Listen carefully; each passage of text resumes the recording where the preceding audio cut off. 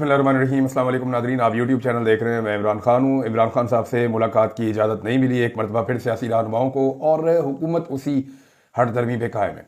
हुकूमत है या इस्टेब्लिशमेंट है, उन्हें यह लगता है कि इमरान खान के बगैर उन्हें निज़ाम चलाना है और उसके लिए वो कोशिश कर रहे हैं। लेकिन इस कोशिश में वो कितने कामयाब हुए हैं ये हमने गुज़िस्ता 3 साल में देखा। लेकिन ऐसा नहीं है कि इमरान खान के बगैर कभी भी ये निज़ाम नहीं चल पाएगा। लेकिन जब आप पब्लिक को दीवार के साथ लगा देते हैं और एक ऐसे लीडर को जो लोगों की जिद बन जाता है, जब आप उसको बिल्कुल बाहर कर देते हैं, आउट कर देते हैं और उसके बगैर खेलने की कोशिश करते हैं, तो फिर लोग मुल्क को चलने नहीं देते। सिंपल ये है। ये कोई और भी होता अगर इमरान खान की जगह पे और वो ऐसे स्टैंड ले लेता और पूरा निज़ाम उसको ऐसे कुचलने की कोशिश करता, तो पाकिस्तान के अवाम उसका भी साथ देते। लेकिन इमरान खान ने तो कमाल ही कर दिया। उन्होंने कुर्बानी दी, ना सिर्फ खुद बल्कि उनकी बहनों ने, उनकी बीवी ने, उनके ख़ानदान ने, उनके रिश्तेदारों ने, उनकी पार्टी ने, और जो उनकी पार्टी के अंदर आम वर्कर है उसने जिस लेवल पे जाके कुर्बानियां दी हैं, ऐसे तो हमने पाकिस्तान में किसी और पार्टी को देखा ही नहीं। यानी 10-20 हज़ार बंदा उनका अंदर हो गया। 10,000 तो 9 मई के बाद हो गया था। 26 नवंबर के बाद फिर उनके हजारों बंदे पकड़े गए हैं। रोजाना की बुनियादों पर उनके दर्जनों लोग गिरफ्तार होते हैं। इस वक्त भी उनके बहुत सारे नौजवान जो हैं वो जबरी तौर पर लापता किए गए हैं। लेकिन इसके बावजूद ये पार्टी खड़ी है। अब इमरान खान साहब से सियासी रहनुमाओं को मिलने की इजाजत फिर से नहीं मिली। अल्लामा राजा नासिर अब्बास साहब गए थे और दीगर कुछ और लोग गए थे, इसमें साहबजादा हामिद रजा साहब थे, वो भी गए थे, लेकिन मिलने नहीं दिया गया इमरान खान साहब से, क्योंकि वो मुलाकात करेंगे तो लायामल तय करेंगे। देखिए, जो तहरीके तहफ़्फ़ुज़ आईन पाकिस्तान है वो इस वक्त पाकिस्तान की एस्टेब्लिशमेंट के लिए एक प्रॉब्लम बनी हुई है।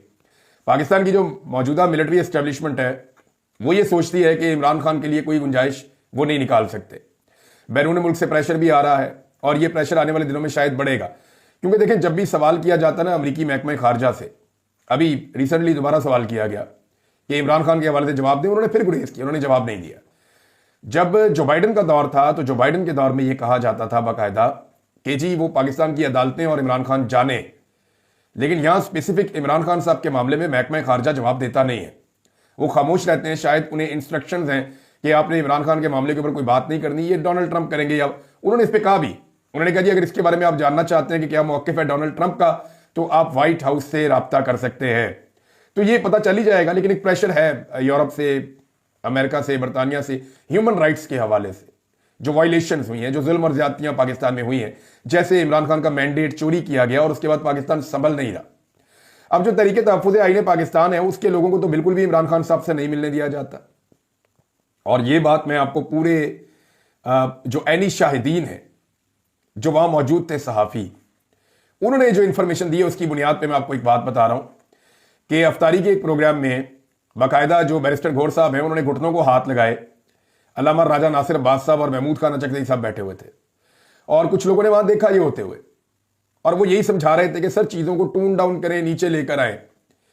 जबकि यहां पर जो तरीके तहफ़्फ़ुज़ आईन पाकिस्तान है वो एस्टेब्लिशमेंट के साथ किसी भी डील के लिए तैयार नहीं है, और वो ये चाहते हैं कि अवामी एहतजाज के जरिए से और दबाव बढ़ा के अपने मुतालबात मनवाए जाएं। जबकि पाकिस्तान तहरीक इंसाफ की जो बाहर दस्तयाब क़यादत है उसमें से अक्सर लोग ये सोचते हैं कि कुछ ना कुछ करके कोई डील का, कोई बीच का रास्ता निकाला जाए, कुछ फेस सेविंग एस्टेब्लिशमेंट को दी जाए, कोई इमरान खान साहब कुछ चीज़ों पर सरेंडर कर दें या अपने मौक़िफ़ से 4 कदम पीछे हट जाए। देखिए, एस्टेब्लिशमेंट को भी नवाज शरीफ की तरह इमरान खान को बाहर लाना है। वो ये चाहते हैं कि जैसे आसिफ अली जरदारी और नवाज शरीफ बाहर आए थे, बिल्कुल उसी फार्मूले के तहत इमरान खान भी बाहर आ जाए। लेकिन इमरान खान साहब कहते हैं जी उनकी तरह अगर मैंने बाहर आना था तो मैं उन्हीं की तरह सियासत भी कर देता। तो इतनी कुर्बानी देने की, मार खाने की, जेल में जाने की, अपनी बीवी को जेल में रखने की। और देखें, इमरान खान की ना लड़ाई की एक बड़ी वजह यह है कि उनकी अहलिया को बंद किया गया। इस पर उनको बड़ा शदीद इख्तलाफ और गुस्सा है। यानी होता यह है ना कि आप बंदे से बात करते हैं, एक लेवल पे आके वो शख्स कहता है ठीक है यहां से मैं 2 कदम पीछे हट जाता हूं, आप 2 कदम पीछे हट जाएं। इमरान खान साहब पीछे हटने के लिए तैयार इसलिए नहीं है, उनके साथ ज्यादती बात की गई। उनकी अहलिया को उठा के नाजायज केसों के अंदर जेल में बंद कर दिया गया। इद्दत जैसा घटिया केस बनाया गया। पूरी एक कैंपेन लॉन्च की गई जिसको बाकायदा मैं आपको बता रहा हूं कि एस्टेब्लिशमेंट की जानिब से मीडिया पर दबाव डालकर खबर मानिका की प्रेस कॉन्फ्रेंसेस चलवाई गई। बड़े बड़े टीवी चैनल के ऊपर प्रोग्रामों में खबर मानिका को लाकर बिठाया गया। और इद्दत वाला पूरा केस जो है, घटिया तरीन जो दुनिया का केस है, ये एक्चुअली किसी सियासी जमात के साथ आप इसको नहीं जोड़ सकते। सियासी जमातों में बड़े बड़े गंदे लोग हैं और वो ऐसी घटिया हरकतें करते हैं और इसको अपनी सियासत के लिए इस्तेमाल करते हैं। लेकिन इद्दत जैसा घटिया केस पाकिस्तान की एस्टेब्लिशमेंट की जिम्मेदारी है। अब तरीके तहफ़्फ़ुज़ आईन पाकिस्तान के अंदर एक मामला डिस्कस हुआ है और बड़ा खुलकर जो लीडरशिप है तहरीक तहफ़्फ़ुज़ आईन पाकिस्तान की, वो एक बात कर रहे हैं। उनका ये कहना है कि अगर मौलाना फजल रहमान साहब, पाकिस्तान तहरीक इंसाफ की क़यादत और जो बाकी जमातें हैं जिनके अंदर GDA भी शामिल है, जिनके अंदर अल्लामा राजा नासिर अब्बास साहब की पार्टी है, महमूद खान चकज़ई साहब की पार्टी है और दीगर पार्टीज हैं, उन्होंने कहा जी ये सब लोग अगर इकट्ठे होकर कुरान पाक पे हलफ ले लेना कि एस्टेब्लिशमेंट के साथ हम रब्ता नहीं करेंगे, या एस्टेब्लिशमेंट अगर रब्ता करेगी भी तो हम कोई जवाब नहीं देंगे या उनके साथ एंगेजमेंट नहीं करेगा कोई इंडिविजुअली, और सब तहरीक का हिस्सा रहेंगे और जो फैसला होगा वो मुश्तरका तौर पर मिलकर करेंगे। अगर इसके ऊपर कुरान पाक पे हलफ ले लिया जाए तो ये तजवीज़ दी गई है तहरीक तहफ़्फ़ुज़ आईन पाकिस्तान में, जिसपे इत्तफाक भी किया है पाकिस्तान तहरीक इंसाफ के चंद लोगों को छोड़ के, क्योंकि ये देखें वो तो अभी इसके अंदर शामिल ही नहीं है, ये तो उनकी तजवीज़ है। तहरीक इंसाफ की जो क़यादत है वो तो समझते हैं कि वो बहुत मकबूल और बहुत बड़ी जमात है, लिहाजा एक वक्त आएगा कि एस्टेब्लिशमेंट उनके साथ डील करने आएगी और कुछ शराइत एस्टेब्लिशमेंट की शायद मान ली जाए और कुछ एस्टेब्लिशमेंट से मनवा ली जाए, वो तो इस खाते में पड़े हुए हैं। लेकिन इमरान खान ने ये बात नहीं माननी, उन्हें इस बात का आइडिया नहीं है। तो अब इस पे जो है वो ये कहा गया कि जी 100% कामयाबी की गारंटी है अगर मिलिट्री एस्टेब्लिशमेंट के साथ तहरीक तहफ़्फ़ुज़ आईन पाकिस्तान के प्लेटफॉर्म के अंडर आने वाली तमाम लीडरशिप ये कुरान पाक पे हलफ ले ले कि हमने उनके साथ बात ही नहीं करनी और जो बात होगी वो सामने होगी और सब मिलकर करेंगे। ऐसा नहीं हो सकता कि ये हो। अच्छा, इसमें एक जो ऑल पार्टीज कॉन्फ्रेंस बुलाने का फैसला किया गया ईद के बाद, इस हवाले से अब कुछ चीजें सामने आ रही हैं। जो लोग कोऑर्डिनेशन में हैं वो ये बता रहे हैं कि मारंग बलोच साहिबा का एक एतराज ये है कि आपकी तहरीक का नाम ही तहरीक तहफ़्फ़ुज़ आईन पाकिस्तान है, तो हमें इस मुल्क के आइन ने क्या दिया, यानी आइन के अंदर जितने हकूक हैं उनमें से हमें क्या मिला। तो वो उनको आइन पे एतराज है, आइन के हवाले से उनके तहफ़्फ़ुज़ात हैं। देखिए, आइन तो एक अच्छी किताब है, आइन के अंदर बहुत सारी चीज़ें जो हैं वो बहुत अच्छी हैं। कहीं पे अगर कोई ऐसी चीज़ है जो किसी सूबे को नापसंद है तो उस पर बात हो सकती है, लेकिन असल मामला यह है कि आइन के ऊपर अमल दरामद नहीं हो रहा, इदारे अपनी हदूद से तजावज़ कर रहे हैं। सब ने जो है वो आइन को एक मोम की नाक बनाया हुआ है, जिधर दिल करता है वहां को मोड़ लेते हैं। तो ये मारंग बलोच साहबा का एतराज़ था। मंजूर पश्तीन साहब की जो पार्टी है उसके हवाले से एक चीज़ ये है कि खैबर पख्तूनख्वा के अंदर जब उनके खिलाफ कार्रवाइयाँ होती हैं तो खैबर पख्तूनख्वा की जो हुकूमत है वो उनके लिए ना आवाज़ उठाती है ना उनके साथ खड़ी होती है। तो ये मंजूर पश्तीन वालों का भी ये प्रॉब्लम है, लेकिन इन सबको इकट्ठा होना पड़ेगा अल्टीमेटली। अगर ये सारे इकट्ठे हो जाते हैं और सियासी जमातें बाकी जो पार्लियामेंट में है, जो पार्लियामेंट में नहीं है, स्पेशली बलूचिस्तान की और खैबर पख्तूनख्वा की, ये जमातें इकट्ठी होकर फैसला करें कि क्या यहाँ पे एक बड़ा ऑपरेशन होना चाहिए या नहीं होना चाहिए। इसके लिए अब एक तजवीज़ है, ज़ेर गौर है। पीपल्स पार्टी ने भी इसकी हमायत की है, जबकि फजल रहमान साहब की पार्टी ने भी इसकी हमायत की है, बल्कि उन्होंने तो ये मुतालबे की सूरत में रखा है कि ये होना चाहिए, इसके बगैर पाकिस्तान आगे बढ़ेगा नहीं, कि इमरान खान साहब को पैरोल पर रिहा करके लाया जाए इस मीटिंग के अंदर। अब क्या अपोजिशन और पाकिस्तान तहरीक इंसाफ की क़यादत ईद के बाद जो ऑल पार्टीज कॉन्फ्रेंस करने जा रहे हैं, उस कॉन्फ्रेंस के लिए इमरान खान साहब की पैरोल पर रिहाई के लिए दरखास्त देंगे, अदालत से रुजू करेंगे। क्योंकि एक नया फिनोमिना यह है कि अब जितने भी केसेस इमरान खान साहब से मुताल्लिक हों या पाकिस्तान तहरीक इंसाफ के जो लोग हफ्से बेजा में रखे जाते हैं, जिन्हें जबरी तौर पर लापता कर दिया जाता है, जैसे कि अभी भी चंद नौजवान पाकिस्तान तहरीक इंसाफ के जो है वो जबरी तौर पर लापता किए गए हैं, तो जबरी गुमशुदगियों के हवाले से अब जितने भी केसेस हैं वो उन जजेस के सामने लगाए जाते हैं जो जजेस 26वीं आईनी तरमीम के नतीजे में अदालतों में आकर बैठे हैं। ये बड़ा इंटरेस्टिंग है, यानी ये तमाम केसेस अब वो जजेस के पास लगते हैं, ऑटोमेटिकली जाते ही वहां पे है।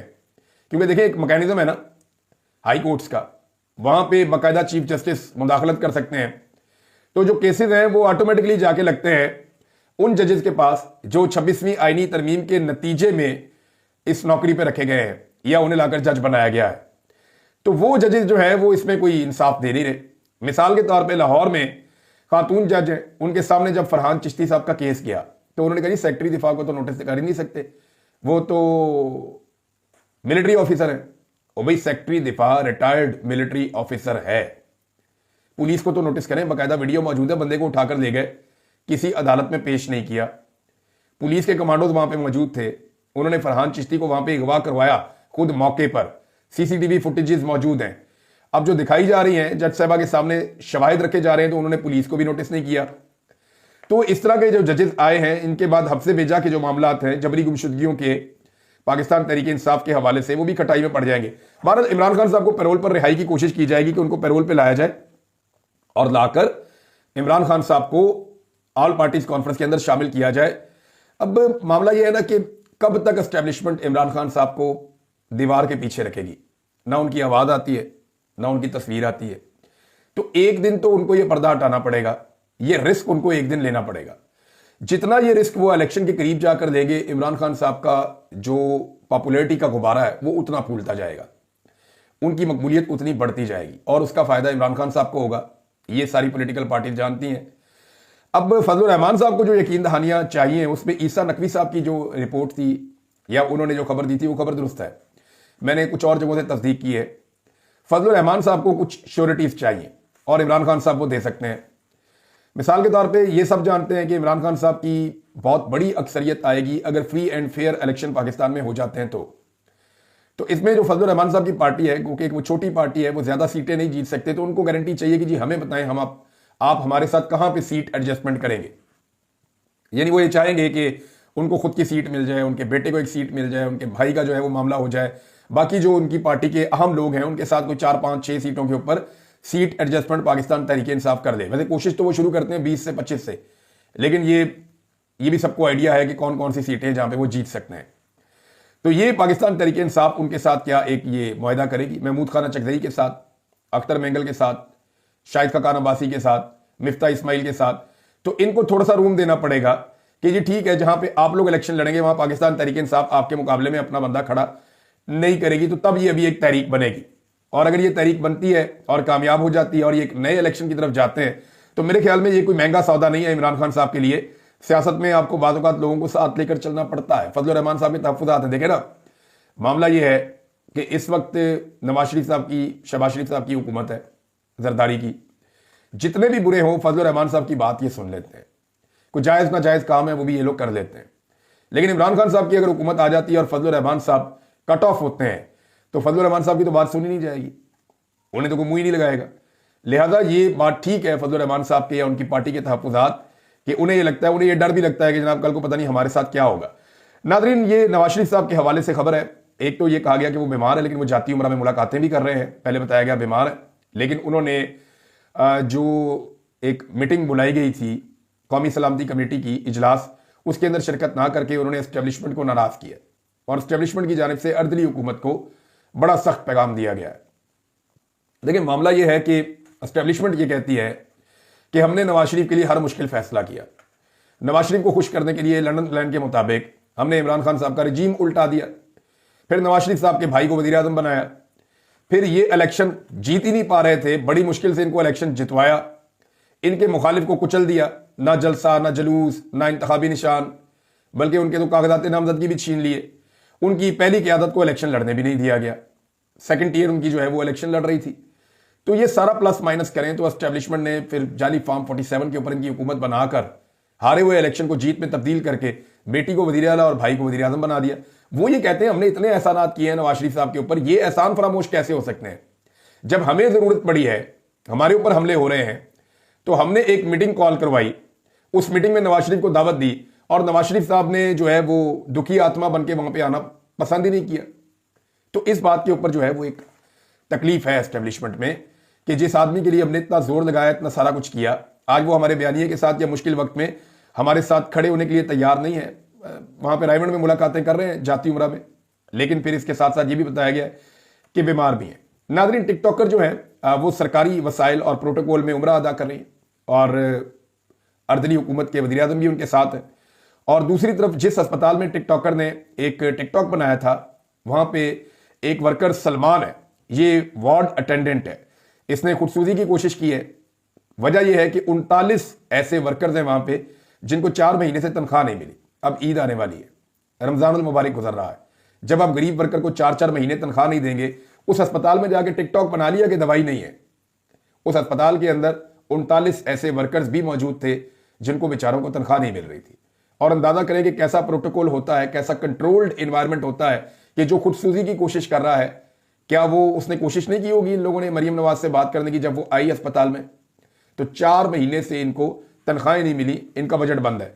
यहां से आप अंदाजा कर लें। नाज़रीन, एक खबर और है, और वो खबर मैं आपको देना चाहूंगा जमाइमा के हवाले से। देखिए, इमरान खान साहब को जब भी कहा जाता है एजेंट, यहूदियों का एजेंट कहा जाता है ना इमरान खान साहब को, ये लोग कहते हैं, खासतौर पर ख्वाजा आसिफ और मुख्तलिफ एहसन इकबाल वगैरह। यहाँ पाकिस्तान में कहते हैं यहूदियों का एजेंट, और जैसे ही मगरबी ममालिक में उतरते हैं एयरपोर्ट से तो वहां जाके कहते हैं कि तालिबान खान।